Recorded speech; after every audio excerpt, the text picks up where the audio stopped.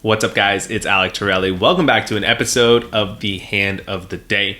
Today's hand comes from Enos, who's one of our pro members at Conscious Poker. To learn more about our pro membership program at Conscious Poker, simply click the link below. You're going to get access to some of our best content. These are our strategy videos that I don't have time to go over all of the insights that I go over in our strategy videos on the Hand of the Day. These videos are much longer, much more in depth, use more advanced poker software to help you guys improve your game, take your game to the next level, show you how to study poker like the pros. In addition, you'll also get monthly group coaching with me. Everyone in the pro membership gets together and joins me on a monthly group coaching call where we go over some strategies that I only share with my pro members. In addition, there's a private community on Facebook and Slack where people can communicate, share advice, give feedback, and help each other reach that next level. This is all moderated by myself as well as a Conscious Poker coach that gives you guys feedback on your game. In addition, there's a little mini course inside there exclusively for pro members teaching you how to hand read on that next level, being able to put your opponents on correct ranges, figuring out what your opponents have, and making the best decision each and every time you're faced with one. To learn more about the Conscious Poker Pro Membership Program, simply click the link below and check it out. It's really awesome stuff. I'm highly convinced if you guys want that next level in your poker game, this is going to be a great investment for you guys. For now, let's jump back to the Hand of the Day. Hand of the Day. This hand kicks off in some 1-2 no limit hold'em cash game. We got a limp from under the gun, a limp from second position, and we are in the cutoff with King 6 suited. Now this hand could really go all three ways. You can make a case for folding, calling, and raising, and what I would do would depend largely on who my opponents are. First and foremost, I'm gonna look to my left.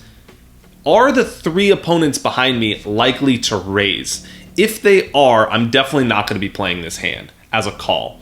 Because what you wanna make sure if you're calling or coming into this pot is, are you gonna be able to see the flop? If you're gonna limp, you allow the button or the small blind and big blind to come in for a raise and force you out of this pot.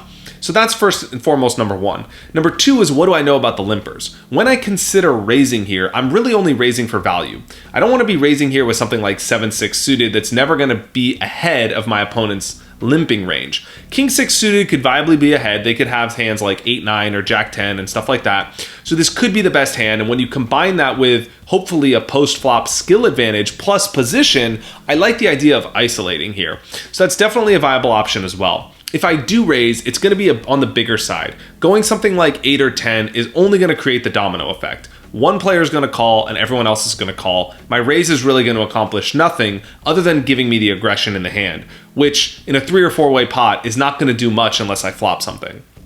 So if I do raise pre-flop, it's going to be a minimum of 12, most likely 15, to give myself a chance to win the pot pre-flop. As played, Enos opts to flat call here, which is a fine play, depending on the situation. The button now calls as well, the small blind folds, the big blind checks, and we go 5 ways to the flop.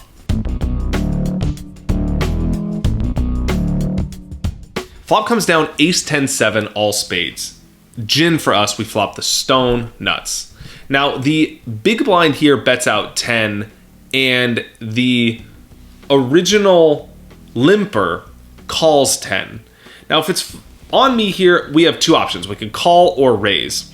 Calling makes our range a little bit wider. It sort of, helps trap our opponents. But really here, we have to ask ourselves what we're hoping to get value from. Like if we're calling here, we're sort of hoping that our opponents catch up with maybe something like they hit 2 pair, they hit a straight maybe if somehow he has 8-9, or they hit something with like the queen of spades specifically, where they hit a flush on the turn and then we win some value from them.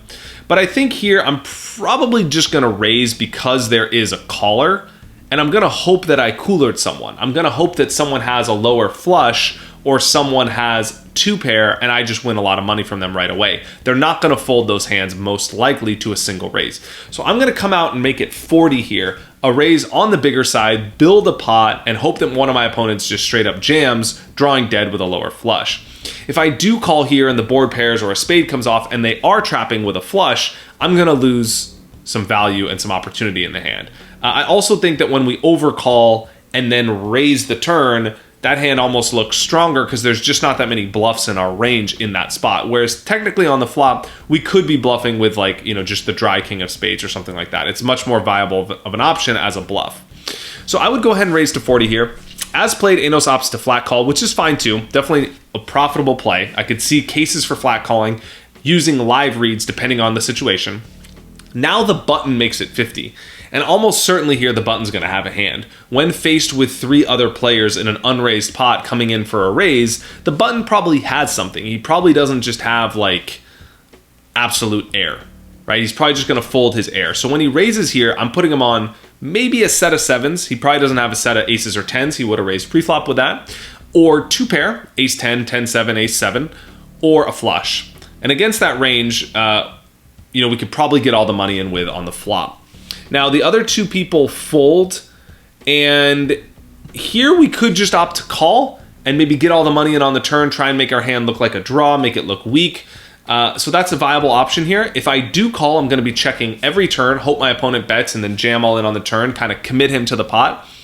Or we could just 3-bet the flop here, get it in, and force our opponent to pretty much call it off. Both are fine options. Calling here is a little bit more balanced. I think calling here is something we would do with, sets, 2 pairs, and maybe like king 10 with the king of spades. So it's a little bit more of a balanced play to call, and for that reason, I'm okay when Anos opts to flat call here on the flop as well. So we opt to call. The pot is now building up pretty damn big for an unraised pot, and we go heads up to the turn. Turn comes a 4 of spades. We check, which I think is pretty standard, and our opponent bets half the pot. Now here I wouldn't really know what to make of his bet. It's kind of strange that he's betting here. After all, we have the king of spades in our hand, so what the heck does he have? Maybe the queen of spades for value? Maybe he's just bluffing. Maybe he has 8-9 and he's just going for it on the flop and he just decides to bluff, repping the king of spades. I would rule out hands like 2 pair or sets. Those hands should be checking the turn when the 4th spade rolls off. So I wouldn't really know what to make of his hand. I certainly don't think he would ever call a jam here with a worse hand. So for that reason, I would opt to call this turn, try and make my hand look weaker than it is. Maybe make my hand look like 2 pair or a set or like a lower flush playing pot control. And I would call this turn and give my opponent rope to bluff the river or value bet a worse hand or just make a mistake on the river. Anos opts to call, which I love, and we go heads up to the river. The river comes a 10, pairing the board. We check, and now our opponent jams all in.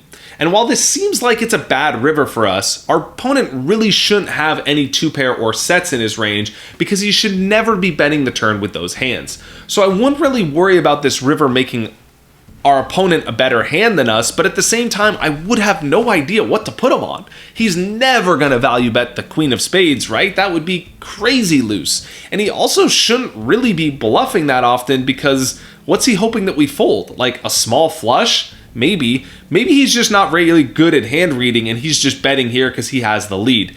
In any event, getting the price I'm getting and not really being able to figure out what's a reasonable hand that my opponent can have that beats me, I would definitely call this river here. A lot of times when playing these small mid-stakes cash games, people play hands in ways that don't necessarily logically make sense, that don't really have to do with how they should be playing the hand based on how they're hand reading or using game theory. So whenever I'm in a spot where I have a super strong hand, I don't have any live reads or tells, and I can't figure out a hand that makes sense that my opponent has, I'm gonna call and pay it off, especially getting over 2-1, which is what I'm getting here on this river. I'm definitely going to call in this spot. Now, I would be folding the queen high flush here. I wouldn't call unless I had a king high flush or better, but given that I have the nut flush, I'm going to call and pay it off. Anos does just that, and unfortunately, our opponent turns over ace 10 offsuit, which he should never have. So we get super unlucky here. A, that he bet the turn with that hand, and B, that he somehow filled up on the river. That's pretty brutal. I'd love to hear from you guys. How would you play this hand with the nut flush? Would you have gone all in on the flop? Would you have slow played it? Would you call the river? Leave your thoughts in a comment below. And if you want more action from me, more awesome content that I only share with my exclusive members, check out our pro membership at the link below. There's really awesome content there for you guys. More Hand of the Day is coming your way every Tuesday at noon, so be sure to stay subscribed to our YouTube for the next awesome episode. I'll see you guys next week. Thanks for watching.